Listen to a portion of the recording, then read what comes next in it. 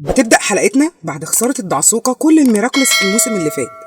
بيبدأ مونارك بإعلان الحرب على باريس كلها، وبيقول لكل الناس إنه مش هيوقف الحرب دي إلا لما ياخد ميراكلس الدعسوقة والقط الأسود. لكن الدعسوقة بترد عليه وبتقوله إنها هتقضي عليه أيا كان اسمه إيه، وهترجع كل الميراكلس مرة تانية، وكل الناس بتهتف باسم الدعسوقة. وبنشوف مونارك وهو بيكلم حبيبته وبيقول لها إنه خد كل الميراكلس ومش ناقص له غير حلقة دعسوقة وخاتم القط الأسود، ويحقق حلمه ويرجعها للحياة مرة تانية. لكن نورو بيقوله إنه لو رجعها يبقى لازم حد تاني يموت، وده خطر جدا. فبيزعق له هوكموس وبيقوله اخرس انت. وبيقول مونارك للكوامي انتوا خدامين عندي ولازم تسمعوا كلامي في أي حاجة أقولها.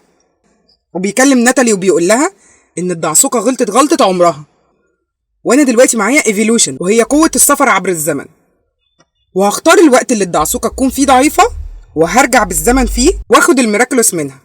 وبتحاول ناتالي تفهمه انها تعبانة، لكن فرحته بانه هيقضي على الدعسوقة ما كانش بيسمع منها حاجة، وبيقفل معاها المكالمة وبيأمر نورو وفلاف بالتحول المزدوج. وبيتفتح قدام الدعسوقة والقط الاسود بوابة زمنية وبيعدي منها مونارك وهم بيعدوا وراه، وهم اصلا واقفين في مكانهم، فبيستغربوا هو مين اللي لسه معديين من قدامهم دول. فبتيجي بانكس من المستقبل وبتقول لهم ان مونارك بدأ يستخدم ميراكلوس الأرنب عشان يتحكم بالزمن. وبنشوف مونارك وهو بيفتح بوابة الجحر، ودي اللي بيشوف منها المشاهد من الماضي عشان يختار الوقت اللي هو عايزه ويدخل فيه. وبيشوف مشهد قديم لما كانت الليدي واي فاي مكتفة الدعسوقة والقط الأسود، وقتها كان محبوس في الفريزر. وبيدخل فعلا وبياخد التليفون من الليدي واي فاي وبيثبتها، وكان لسه هياخد الميراكلوس من الدعسوقة. لكننا بنشوف في الناحية التانية بانكس هي والدعسوقة والقط الأسود بيدخلوا الجحر، وبيشوفوا مونارك وهو بيحاول ياخد الميراكلوس من الدعسوقة. فبتتحكم بانكس في الوقت وبتعيد المشهد من الأول، وبترمي الدعسوقة اليويو على مونارك وبتشده وتدخله جوه الجحر تاني. وبيطلعوا الكوامي من عصاية مونارك وبيقولوا لها الحقينا يا دعسوقة.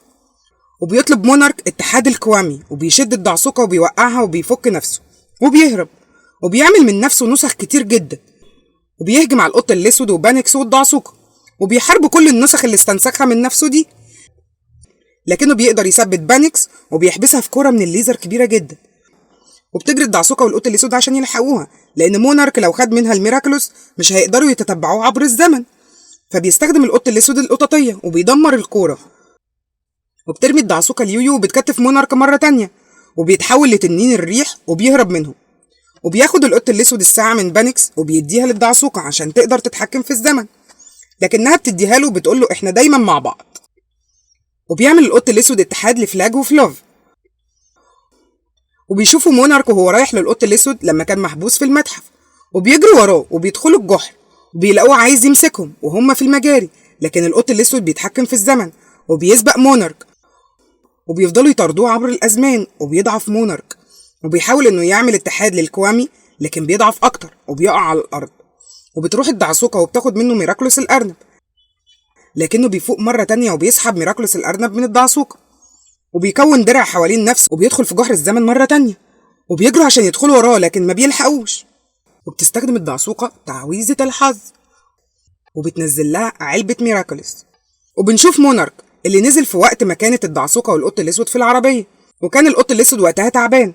وبيفرح مونارك لأنه هيقدر يهزمهم وهم في حالة ضعف، لكنه هو اللي بيبدأ يضعف وبيقع على الأرض وبيخرج منه الكواميز وبيأمرهم بالتحول. لكن الكواميز قالوا له احنا جعانين وضعفانين ومش هنقدر نتحول تاني، رجعنا أكلنا وبعد كده نبقى نتحول. وبيتحكم بالزمن وبيرجع على البيت وبيوصل لناتالي اللي كانت في الوقت ده كانت لسه بتكلمه على التليفون، وبتتفاجئ بيه قدامها وبيقول لها تحضر الأكل للكواميز. في الوقت ده بتروح الدعسوقة تقابل المعلم وانج فو وبتقول له انها محتاجة الميراكلوس. وبيتخض المعلم وانج فو وبيقول لها عرفتي اسمي منين؟ وكمان مين اللي اداك الميراكلوس دي؟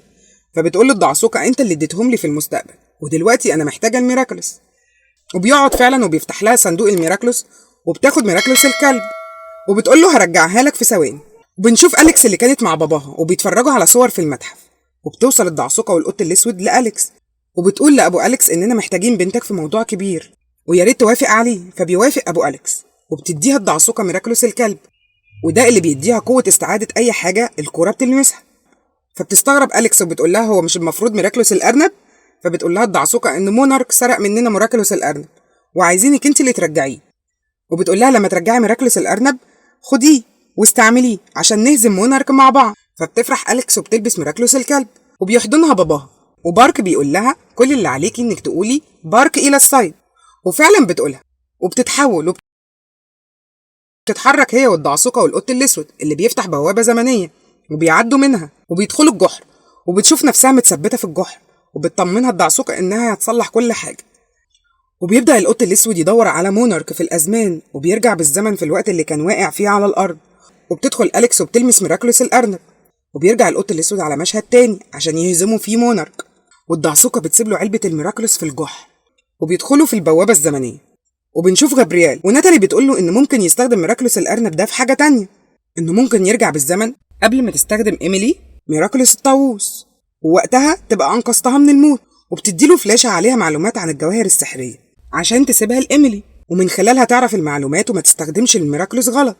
وبيفرح جابرييل وبيشكرها، وبيطلب تشكيل ثلاثي من نورو وفلاف وبارك، وبيتحول وبيدخل الجحر، وبيرجع بالزمن وبيشوف المشهد اللي كان قاعد فيه هو وإيميلي، وكان لسه هيحط الفلاشة اللي ناتالي اديتها له، لكنه بيشوف علبة الميراكلوس اللي كانت سايباها الدعسوقة، وبيبقى في اختيار ما بين انه يحط الفلاشة لإيميلي او انه ياخد علبة الميراكلوس، لكنه بيختار انه يدمر الدعسوقة، وبيدخل في البوابة الزمنية اللي فيها الدعسوقة والقط الاسود عشان يدمرهم، لكن بتظهر أليكس وبترمي عليه كرة الكلب وبتاخد منه ميراكلوس الأرنب، وبتعمل اتحاد لبارك وفلاف، وبيرمي عليها مونارك الكورة عشان يرجع ميراكلوس الأرنب تاني، لكنها بتفتح بوابة زمنية وبتدخل فيها، وبيغضب مونارك لأنه فقد ميراكلوس الأرنب، وبيفتح القط الأسود الجحر وبيدخل فيه هو والدعسوقة، وبترمي الدعسوقة علبة الميراكلوس عشان كل حاجة ترجع لطبيعتها تاني، وبترجع أليكس اللي من المستقبل لطبيعتها، وبيديها القط الأسود ميراكلوس الأرنب، وأليكس الصغيرة بترجع ميراكلوس الأرنب للدعسوقة،